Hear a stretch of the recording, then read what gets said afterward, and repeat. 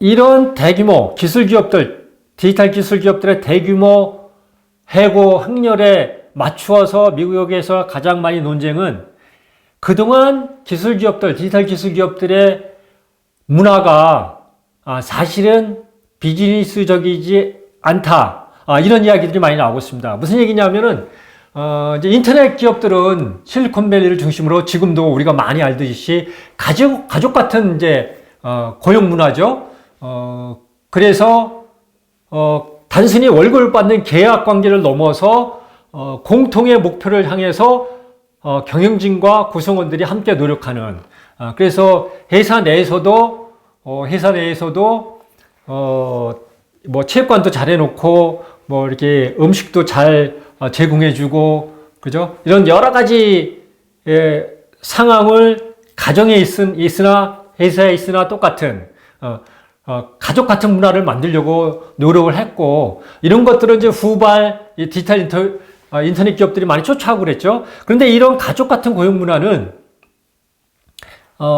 부정적인 측면이 있는데, 그것은 이 엔지니어나 이런 사람들한테 자기가 받는 월급보다 사실은 일을 더 많이 하게 만든다는 것이죠. 공통의 목표를 위해서 그 노력해야 된다는 그 전제 때문에 더 많은 노력해야 된다니까 어떻게 보면은 노동 착취다. 이렇게 비난을 하는 사람도 있고요.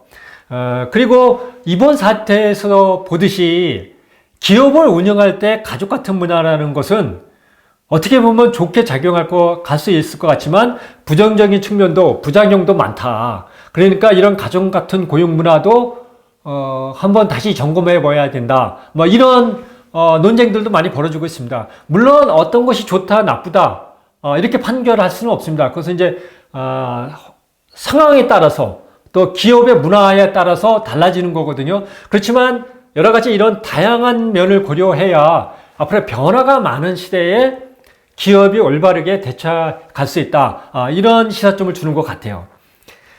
그리고 또 하나 이제 거시경제 측면에서는 이 대량 해고 바람에 맞추어서 이상한 점이 또 하나 있다는 것이죠. 그래서 이제 요즘 어떤 기사들이 쏟아지고 있냐면은 과연 지금이 대공황이 오는 불경기 시기인가? 이에 대한 의문들이 조금씩 나오고 있습니다. 무슨 얘기냐면은 인플레이션을 잡겠다고 이자율을 올리잖아요, 연준이. 이 연준이 올리는 가장 큰 이유는 임금을 떨어뜨리는 겁니다. 왜냐면 임금이 올라가면은 구매력이 높아지기 때문에 물가가 더 올라가죠. 그래서 물가를 잡기 위해서 이자율을 올리는 것이죠. 그래서 작년 2022년 12월 미국 소비자 물가가 6.5% 증가했습니다. 그래서 연준이 계속 이자율을 올린 것이죠. 그런데 문제는 고용률이 안 떨어진다는 것입니다. 디지털 기업들은 한 기업이 10,000명, 20,000명씩 해고를 하는데 오히려 1월달 지난주에 발표됐죠? 1월달 2023년 1월 미국 고용시장에 51만 7천 개의 새로운 일자리가 생겼다. 그리고 2023년 1월 미국의 실업률은 3.4%다. 이것은 1953년 이후 통계상 가장 낮은 수치랍니다. 그러니까 이게 한쪽에서는 대규모 해고를 하고 있고, 또 연준은 계속 인플레이션을 잡겠다고 이자를 올리고, 그리고 환율도 올라가고 물류도 문제가 생기고 우크라이나 전쟁도 생기고, 그래서 이거는 이제 세계적인 경기 대공황이 온다. 이렇게들 얘기를 하고 있는데 어떻게 고용은 이렇게 올라가고 있냐. 그러면서 이제 이 도표를 보면은요, 미국 통계청 자료에 보면은 25세에서 54세, 실질적으로 일을 제일 많이 하는 세대죠. 이 세대의 고용 지표를 보면은 2020년에 코로나가 터졌을 때 잠깐 떨어졌다가 지금 다시 예전 수준을 다 회복한 겁니다.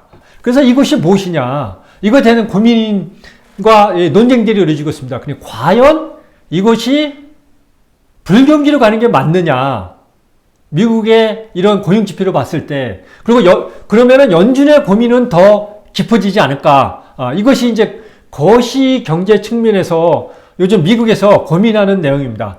그래서 오늘은 미국의 디지털 기업들이 대량 해고를 하면서 여러 가지 논쟁들을 짚어봤고요. 또 이렇게 대량 해고를 하고 이자율이 올라가고 그러는데 미국의 고용시장은 더 좋아지고 실업률은 최저로 떨어지고 있다. 그래서 올 상반기는 이런 경제 지표들이 어떻게 앞으로 방향을 설정할지 상당히 불확실한 상황이다. 그래서 올 상반기를 지켜봐야 전체적인 세계적인 경제의 흐름을 어느 정도 이렇게 내다볼 수 있을 것 같습니다.